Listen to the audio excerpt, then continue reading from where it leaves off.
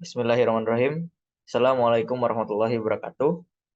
Kami dari kelompok 1 akan menjelaskan mengenai soal decision making and relevant information. Next. Kami beranggotakan 5 orang, yaitu yang pertama adalah Fadila Syahibul Kafi, yang kedua ada Fani Nurul Alifin, yang ketiga ada saya sendiri Muhammad Fathul Wahab Amrullah, yang keempat ada Muhammad Ridho Fauzan, dan yang terakhir ada Arik Satrio. Selanjutnya akan dijelaskan oleh Muhammad Ridho Fauzan. International outsourcing. Perusahaan Cooley Creators memproduksi mainan mewah di sebuah fasilitas di Queensland.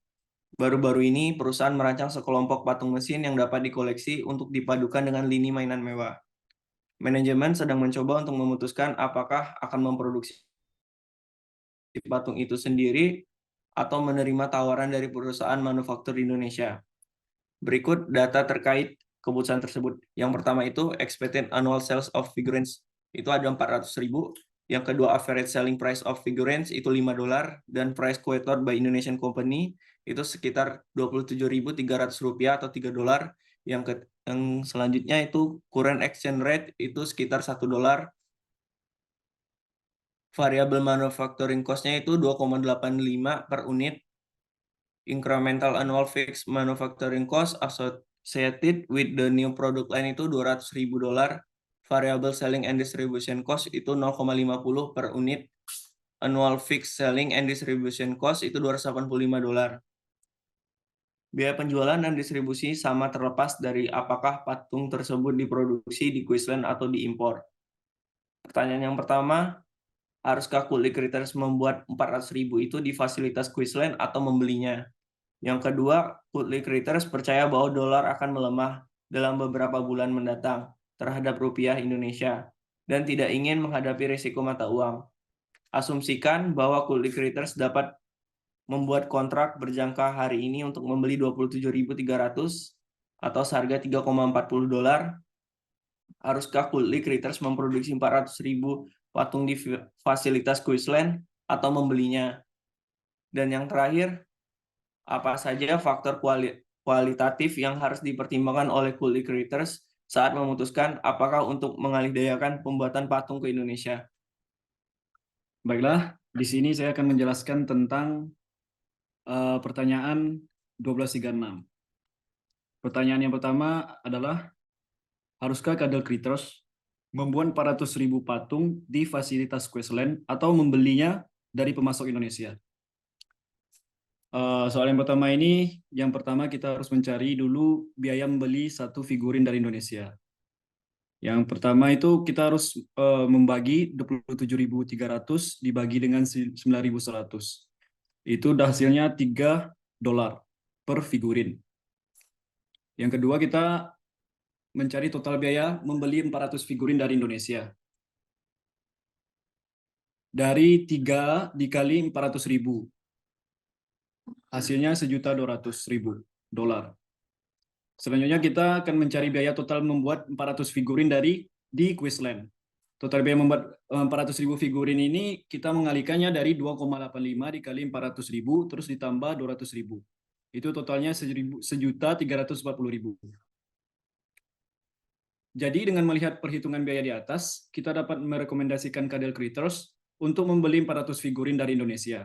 Karena memiliki biaya yang lebih murah dibandingkan dengan membuat 400 figurin di Queensland. Oke, selanjutnya soal nomor 2. Soalnya, Cadel Creators percaya bahwa dolar akan melemah dalam beberapa bulan mendatang terhadap rupiah Indonesia dan tidak ingin menghadapi risiko mata uang apapun. Asumsikan bahwa Cadel Creators dapat membuat kontrak berjangka hari ini untuk membeli 27.000 seharga $3,4. Haruskah Cadel Creators memproduksi 400.000 patung di fasilitas Queensland atau membelinya dari pemasok Indonesia? Jadi untuk mencari ini kita akan mencari total biaya membeli 400 figurin dari Indonesia. Kita akan mengalihkan harga di Indonesia 3,4 dikali 400.000. Itu totalnya $1.360.000. Selanjutnya total biaya membuat 400 figurin di Queensland. Itu tadi sebesar $1.340.000. Jadi seharusnya Cadel Creators membuat 400.000 figurin di Quizland karena biaya yang dikeluarkan lebih murah dibandingkan dengan membeli figurin. Selanjutnya soal yang ketiga. Apa saja faktor kualitatif yang harus dipertimbangkan oleh Cadel Critters saat memutuskan apakah akan mengalihdayakan pembuatan figurin ke Indonesia? Jadi jawabannya, jika membeli figurin dari pemasok Indonesia, Cadel Critters harus mempertimbangkan hal-hal sebagai berikut. Yang pertama, kualitas. Yang kedua, waktu pengiriman. Yang ketiga, fluktuasi nilai rupiah terhadap dolar Amerika. Yang keempat, reaksi negatif publik dan media karena tidak menyediakan lapangan kerja di Quizland. Selanjutnya soal 1237 yang akan dijelaskan oleh teman saya. Selanjutnya 1237 soal biaya relevan, gaya peluang. Mitch McAllister, manajer umum Timesprint, harus memutuskan kapan akan merilis versi baru jam kebugaran Timesprint TS12. Pengembangan TS12 sudah selesai, namun produknya belum diproduksi. Produk sudah bisa dikirim mulai 1 Juli 2020. Masalah utamanya adalah Timesprint telah menimbun terlalu banyak versi jam tangan kebugaran yang sebelumnya, Timesprint 11. McAllister tahu bahwa Timesprint 12 diperkenalkan, Timesprint tidak akan dapat menjual unit Timesprint 11 lagi. Daripada hanya membuang inventaris TS11, McAllister bertanya-tanya, apakah mungkin lebih baik untuk terus menjual TS11 selama 3 bulan ke depan dan memperkenalkan TS12 pada 1 Oktober 2020 ketika inventaris TS11 akan terjual habis. Ini beberapa informasi yang tersedia dari harga penjualan TS11 sebesar $170, Timesprint 12 sebesar $220. Biaya variabel per unit TS11 29, TS12 43. Biaya pengembangan per unit TS11 60, TS12 95. Biaya pemasaran dan administrasi per unit TS11 31, TS12 41. Biaya total yang dihasilkan dari TS11 120, dari TS12 179. Pendapatan operasional per unit sebesar $50 dan TS11 sebesar $50 dan TS12 sebesar $41. Biaya pengembangan per unit untuk setiap produk sama dengan total biaya pengembangan jam tangan dibagi dengan penjualan unit yang diantisipasi selama masa pakai produk. Biaya pemasaran dan administrasi merupakan biaya tetap pada tahun 2020.